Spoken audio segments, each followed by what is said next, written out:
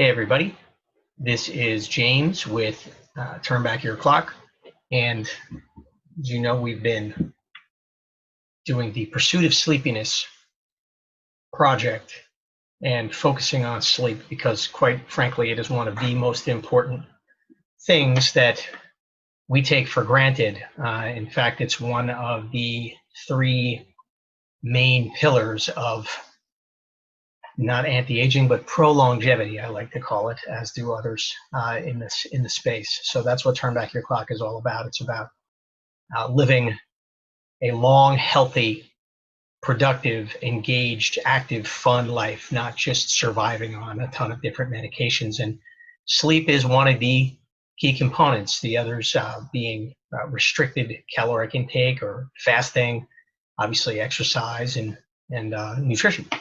In any case, once again, we're here with Pursuit of Sleepiness, and we're focusing on cognitive behavioral therapy for insomnia, which is by far the most underutilized yet incredibly effective alternative to insomnia, or taking a bunch of medications that ultimately have much worse impact on you versus the marginal benefits of the perception that you're getting better sleep. Just because you're knocked out or you don't remember how many times you wake up during the night doesn't mean that you're getting the kind of sleep that you need if you want to live a long, healthy life, or even if you just want to get through the next day. So with that in mind, today, the component that we're focusing on is sleep restriction, which before we go any further, I want to say welcome to all of our new members in the Pursuit of Sleepiness Facebook group, our private group for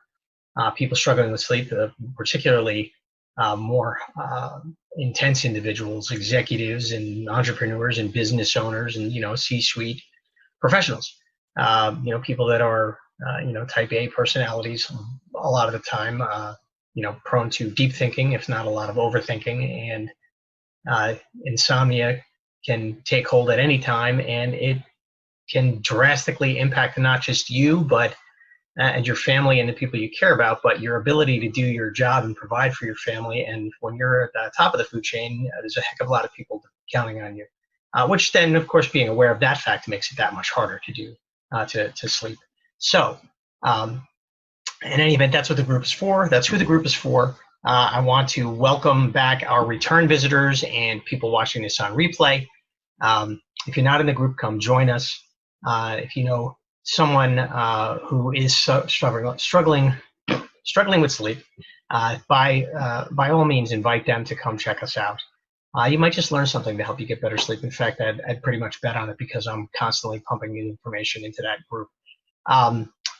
There will be a link in the description. If you look down, there's a link in the description. Please ask questions or leave comments, and know that I do get to them, though typically it's after the fact. But when I do get a notification that there's been a question or a comment, I certainly get, I answer any questions I can, and I like to respond to comments. So, and if you're watching this on YouTube by some miracle, then, hit that like and subscribe like you'd hit your snooze button if you were sleeping. Okay, so sleep restriction. Sounds a little bit counterintuitive. Why would I want to restrict my sleep when that's already being restricted by insomnia? Well, its main intention is to reduce the amount of and length of nocturnal awakening. So it's more for people who have sleep maintenance or middle of the night insomnia, who fall asleep okay enough, but wake up in the middle of the night and can't go back to sleep, or wake up repeatedly for extended periods of time. In any case, it's not actually about restricting sleep per se, but restricting the amount of time one spends in bed not sleeping. So by restricting the amount of time spent in bed in total, the proportion of that time that's actual sleep becomes dominant. And your what's called sleep efficiency, or the percentage of time that you are sleeping versus the amount of time you're in bed total, becomes much greater. So a good sleeper is typically over 85 to even 90% sleep. So you get in bed, you're in bed for a little while, you fall asleep. If you wake up, it's minimal. You go right back to sleep. And then when you wake up in the morning, it's typically, just before you're going to get out of bed. So 90 of the time that you're in bed, you're spending sleeping. Poor sleepers are significantly lower than that, but you're probably not sleeping as bad as you think, unless you know you've been awake all night long. If you think that you're sleeping and waking up, you're probably closer to maybe 60%, at least statistically speaking. But everybody's different, and when you keep your sleep diary and we review that, then you'll know for sure, or at least have a pretty good estimate. I mean, typically it's very tough to know what time you fell asleep or how long you were awake if you're not specifically trying to monitor that, and then it makes it virtually impossible to go to sleep. So anyway, let's say a person is going to sleep at 11 and getting out of bed at 8 a.m. Let's also say that they're estimating that they're only sleeping about 6 hours a night. So that means that they're spending 3 hours or a third of their time in bed not sleeping, which gives you about a 66% sleep efficiency. Phase 1 of sleep restriction would be then to limit your that person's bed window to the time between midnight and 6 a.m.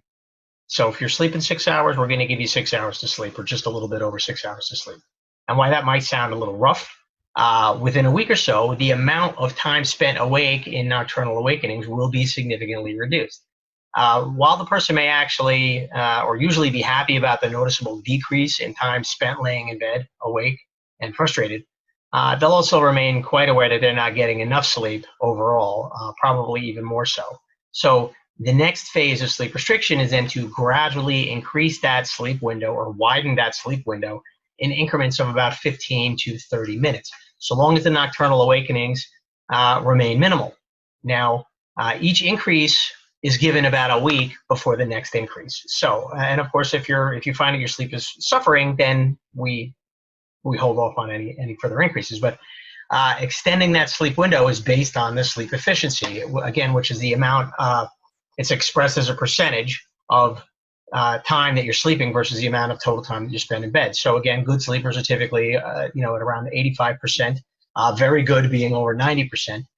So when sleep restriction has you reaching that 85% of that decreased sleep window is spent actually sleeping, it's worth trying an extension of time. And you'll continue to do those extensions as you continue to reach those 85%. If there's a resulting decrease in sleep efficiency, then we're going to go back to restricting the amount of time spent in bed with sleep restriction. A key to doing this effectively is to keep a simple daily sleep diary, taking note of the time that you get into bed, estimate your time that it takes to fall asleep, the number of nighttime awakenings, about how long you're awake during those awakenings, and when you awaken and when you get out of bed. And it probably takes about a minute to fill something like that out each day, but absent a log of that info, it's pretty much impossible to have any idea of what your sleep efficiency is or to implement something like sleep restriction. Again, this is why it does require some effort and intention on the part of anybody that's going to do this kind of thing. So you either have to have a heck of a lot of self-control, have a really serious why as to why you want to do this and improve your sleep and possibly get off meds if you're on them, or why having the support of family and or a coach is extremely helpful. If you're sick and tired of feeling sick and tired or zombified or feeling zombified by OTC and prescription sleep meds that have a laundry list of downsides with only marginal, if any, actual benefit to real sleep, then this is a highly effective alternative, and it's a extremely low price to pay by comparison to the price you're paying otherwise. Thank you again for watching this little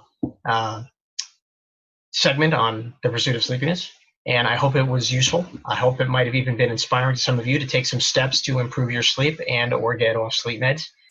Please like and share this with those of your friends and family that you know that are struggling with sleep. And I guarantee you that if you're not, then you definitely know plenty of people who are. It's a minimum of 1 in 4 people are struggling, and probably some estimates put it as high as 1 out of every 2 people in the United States, which is insane. Again, leave your comments and questions. I will get to them eventually. If you're on YouTube, smash that like and subscribe like a snooze button. This has been the Pursuit of Sleepiness component of Turn Back Your Clock with James Kuhn, and sweet dreams, and God bless.